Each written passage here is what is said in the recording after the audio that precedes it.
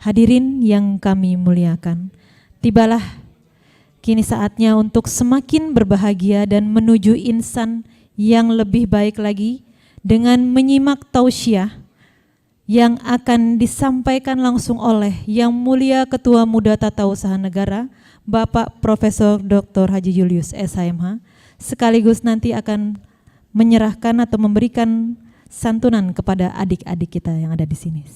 Kepada Yang Mulia kami persilahkan.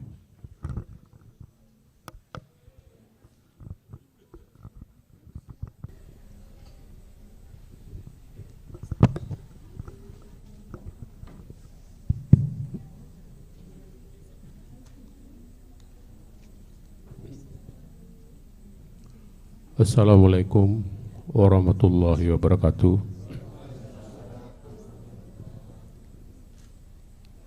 Alhamdulillahi hamdan katsiran kama amar.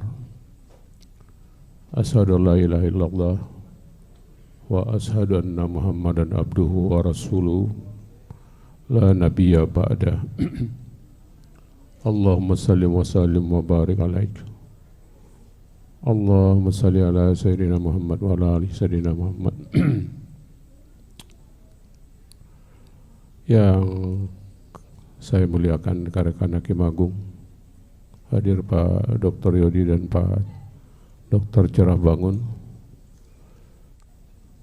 Yang saya hormati Bapak Direktur Jenderal Badan Militer dan Tata Usaha Negara, Bapak Kepala Pengadilan Militer Utama KDBLT dan Kepala Pengadilan Militer, yang kami hormati Ketua Pengadilan Tinggi Tun Jakarta beserta wakil, rekan-rekan hakim tinggi, pejabat struktural dari Direktorat Jenderal yang mohon maaf tidak kami sebutkan satu persatu, saudara-saudara saya Ketua Pengadilan Tun Jakarta, Bandung, Serang, beserta wakil dan mungkin juga ada beberapa anggota yang hadir di sini, rekan-rekan Hakim Tun Jakarta dan keluarga besar Peradilan Tata Usaha Negara yang hadir pada saat sore hari ini. Saya biasanya suruh ngasih sambutan, saya mau aja, mau setengah jam, 2 jam tidak apa-apa. Tapi kalau tausiah agak gemetar kaki saya ini. Berat ini. Mohon maaf Pak Ustadz, karena saya ini bukan Ustadz, tapi karena ini perintah Ketua Tun Jakarta, ya udahlah. Berapa ada beras ya kita masak lah. Saya mengulang apa yang disampaikan oleh para Ustadz kita di beberapa pengajian biasa dalam bulan Ramadan. Perintah melalui firman dalam surat Al-Baqarah ayat 162. A'udzubillahi minasyaitonirrajim. Bismillahirrahmanirrahim. Ya ayyuhalladzina amanu kutiba alaikumussyam kama kutiba lilladzina min qablikum la'allakum tattaqun. Saya menggarisi 2 saja, satu tentang alladzina amanu, orang-orang yang beriman.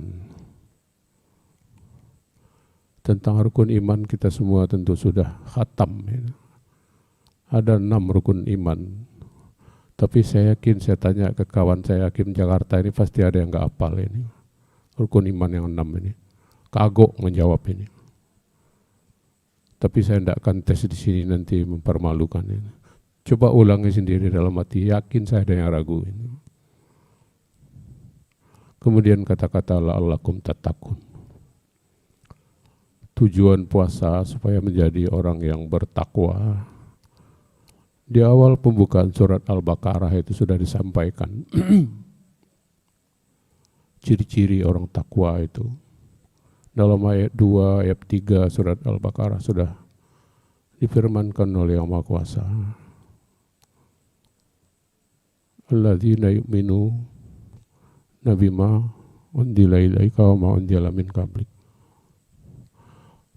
Orang-orang beriman itu tanda-tandanya antara lain satu, menegakkan salat.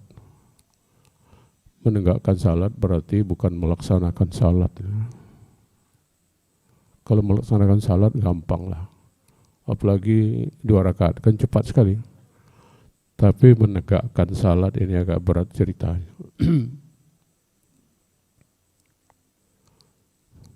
Di dalam iftitah kan kita baca,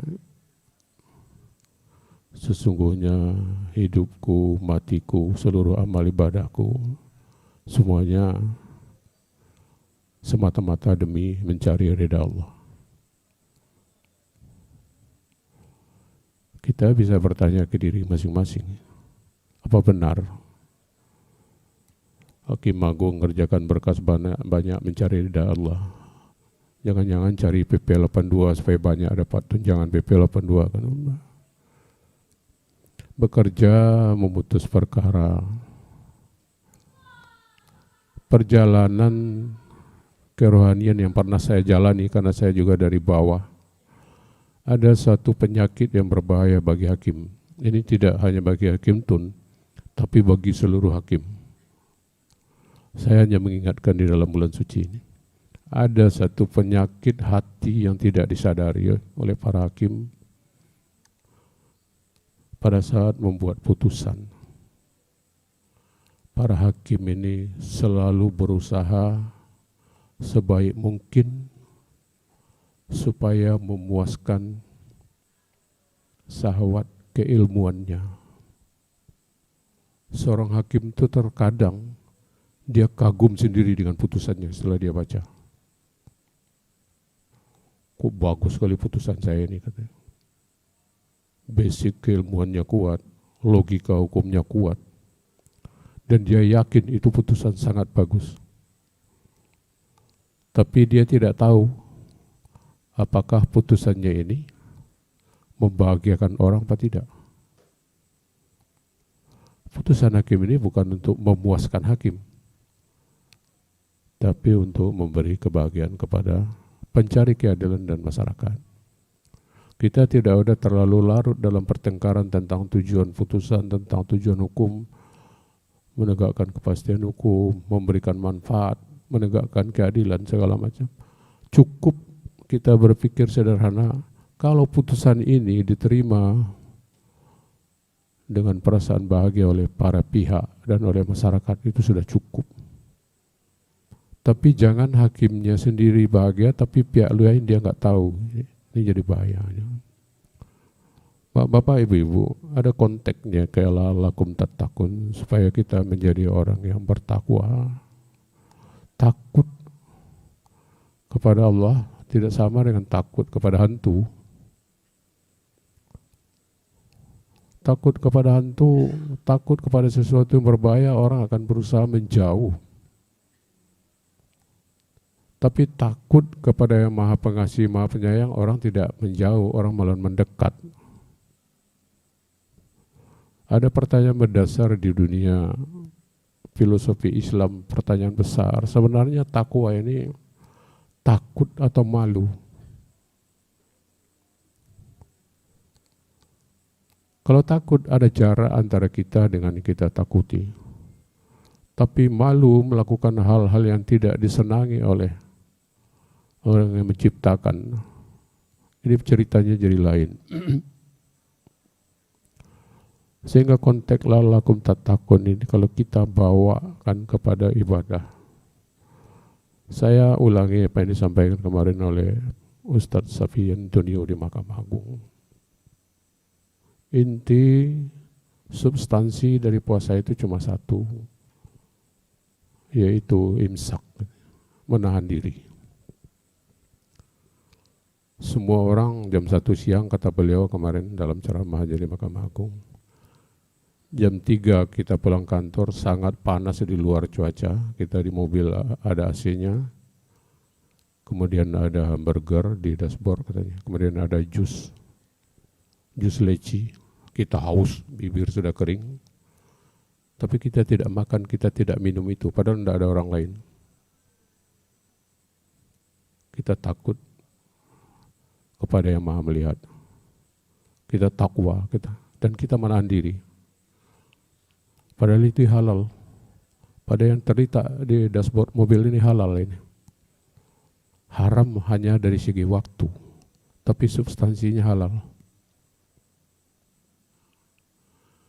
Intinya kita menahan diri. Kenapa melihat hamburger, melihat nasi padang, melihat jus melon, jus leci di jam 3, jam 2 siang, kita tidak menyentuh makanan dan minuman itu? Tapi pada saat seorang hakim, seorang penegak hukum dibimbingi oleh pihak perkara untuk menerima sesuatu yang tidak pada tempatnya, tidak bisa menahan diri. Dan itu mengendap-endap bersembunyi menerima sesuatu seolah-olah tidak ada yang melihat. Padahal ada yang maha melihat. Kok kita lebih takut memakan roti, memakan hamburger daripada menerima sesuatu yang pasti haram substansinya. Nasi padang, hamburger, roti di dashboard mobil jam 3 bulan Ramadan itu tidak boleh dimakan hanya karena persoalan waktu. Karena waktu berbuka belum datang. Tetapi gratifikasi, uang suap, itu tidak pandang waktu, itu substansinya memang selama-lamanya tidak halal kita terima dimanapun. Sehingga aliran-aliran yang keras di dalam ajaran agama Islam menyatakan bahwa kalau orang bersembunyi, mengendap-endap melakukan dosa, bersembunyi dari mata orang lain, mereka mencapnya itu munafik, kafir, karena sudah menisbikan keberadaan Allah. Ini aliran yang keras. Tapi kita semua tidak perlu mengambil aliran yang pesimis seperti ini. Ini bulan Ramadan, bulan penuh rahmat, bulan penuh ampunan, dan bulan dijanjikannya idkum minan nar, itu kebebasan dari siksa. Maka yang perlu kita yakini adalah kita semua harus yakin. Hadis qudsi saya tapi tidak berani baca, takut salah teksnya. Ada hadis qudsi. Firman Allah, sebesar apapun dosa manusia, dosa anak Adam ini, lebih banyak dari buih di lautan dan lebih berat timbangannya daripada alam semesta ini. Jangan pernah berputus asa dari ampunan, karena ampunan dan kasih sayang Allah jauh melampaui timbangan dosa itu. Dosa terbesar bagi kita orang beriman adalah berputus asa dari ampunan. Dan inilah selalu yang ditiup-tiupkan oleh syaitan dan iblis di dalam hati kita. Oh sudahlah, kamu tidak usah lah, dosa kamu udah banyak, terus saja lah, tidak usah minta maaf. Atau menunda-nunda, besok aja lah kalau sudah tua katanya. Padahal sudah tua. Besok aja padahal sudah tua, padahal umur sudah 67 kan. Tua kapan lagi? Oleh sebab itu saya ingatkan diri saya dan kita semua, tidak ada jaminan bahwa kita akan ketemu dengan Ramadan yang akan datang. Kita hanya bisa berdoa dan memohon, tapi tidak ada satu orang pun yang dijamin akan sampai kepada Ramadan yang akan datang, dan kita tidak tahu. Oleh sebab itu manfaatkan sisa Ramadan yang 10 hari ini hari terbaik. 10 hari terakhir adalah janji akan dilepaskan dari siksa neraka. Mari bersama-sama kita manfaatkan waktu yang tinggal sedikit ini. Kita lakukan kegiatan-kegiatan seperti ini. Allah Subhanahu wa Ta'ala itu sangat senang, malahan cemburu kalau kita makhluknya ini mendekati sifat beliau, sifat pengasih penyayang. Pada saat kita mengasihi sayangi anak-anak panti, anak yatim piatu seperti ini, Allah itu di dalam satu riwayat disebut itu cemburu. Kok dia bisa seperti saya, padahal dia makhluk ciptaan saya. Tapi ini cemburuan bukan berarti benci. Cemburu Allah itu sangat sayang, ini kok bisa mendekati sifat saya. Ini amalan-amalan yang bersifat sosial seperti ini, yang disebut muamalah ini sangat disenangi.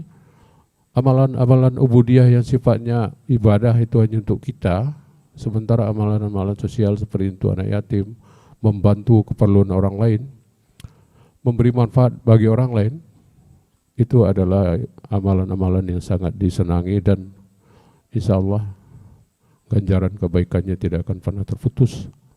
Ini kemarin panjang sekali disampaikan oleh Safi Antonio di Mahkamah Agung. Orang yang timbangan amalnya sedikit, dosanya banyak tapi masuk surga katanya.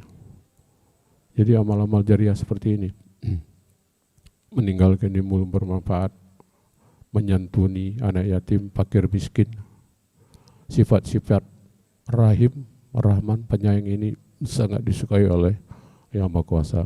Oleh sebab itu saya selalu mendorong rekan-rekan Hakim Tun perbanyak melakukan kegiatan sosial. Saya tidak pernah di grup juga bilang banyak-banyaklah salat sunat, nggak pernah. Saya mendorong banyak-banyak kegiatan sosial dan saya selalu sedang melihat kalau itu di posting. Jangan takut di posting aja di grup, tidak apa-apa, dalam rangka memancingkan kawan kita yang lain juga melakukan hal yang sama. Barangkali sudah ada waktunya ya. Saya sudah dikasih kode itu sudah cukup aja ya. Barangkali sudah mendekati waktu berbuka.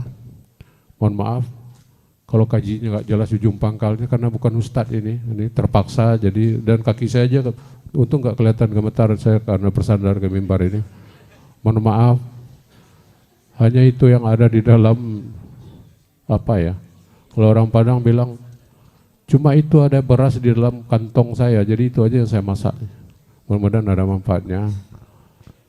Semuanya kita kembalikan kepada Allah Subhanahu wa taala. Mudah-mudahan sisa hari terakhir ini kita akan diberi ampunan, ridha dan rahmat yang maha besar dari Allah Subhanahu wa taala. Pada akhirnya terima kasih atas acara ini dan undangan. Mudah-mudahan kita sehat semua dan ketemu nanti lagi setelah Idul Fitri. Wabillahi taufiq wal hidayah. Wassalamualaikum warahmatullahi wabarakatuh.